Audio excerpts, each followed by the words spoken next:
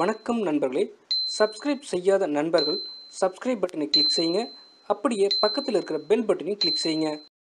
Saudi வரலாற்றில் முதன்முறையாக வெளிநாட்டுக்கான தூதராக ஒரு பெண் நியமிக்கப்பட்டுள்ளார். இளவரசர் சல்மான் பதவியேற்றதும் உலகமே மூக்கின் மீது விரலை வைக்கும் அளவுக்கு பெண்களின் வளர்ச்சியில் அதீத கவனம் செலுத்தி வருகிறார். ஆண்டாண்டு காலமாக அரேபிய நாடுகளில் பெண்களுக்கான உரிமைகளும் சுதந்திரமும் முழுமையாக வழங்கப்படுவதில்லை என பிற நாடுகள் குற்றம் சுமத்துவது வழக்கம். அந்த கூற்றை சல்மான் பொய்யாக்கினார். சவுதி பெண்களுக்கு கார் ஓட்ட அனுமதி வழங்கும் சட்டத்தை அமல்படுத்தினார். சவுதி பெண்கள் சொந்தமாக தொழில் தொடங்கலாம் என அறிவித்தார். அது மட்டுமல்ல, பொது இடங்களில் நடக்கும் கலை நிகழ்ச்சிகளில் பெண் பாடகர்கள் பாடலாம். பெண்களுக்காக தனி விளையாட்டு அரங்கு என அதகலப்படுத்தினார் இளவரசர் சல்மான். சவுதியில் சமூக மாற்றங்களுக்கு அடித்தளம் போட்டதும் பொருளாதார தாராளமயமாக்குதலுக்கு வித்திட்டதும் சர்வதேச அரங்கில் அவருக்கு பாராட்டுகளை பெற்றுத்தந்தன.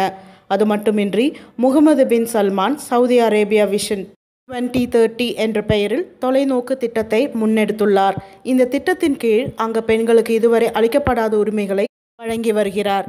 அதன் ஒரு பகுதியாக இளவரசியான ரீமா பின்ட் அல் சவுத்தை அமெரிக்காவுக்கான சவுதி தூதுவராக நியமித்துள்ளார். இதற்கு முன்னர் அமெரிக்காவுக்கான தூதராக இளவரசர் சல்மானின் இளைய சகோதரர் காலித் பின் சல்மான் இருந்தார். அவரை நாட்டின் பாதுகாப்புத்துறை இணை அமைச்சராக நியமனம் செய்து ரீமாவை அந்த இடத்தில் அமர்த்தியுள்ளனர். ரீமா அமெரிக்காவில் படித்து பட்டம் பெற்றவர்.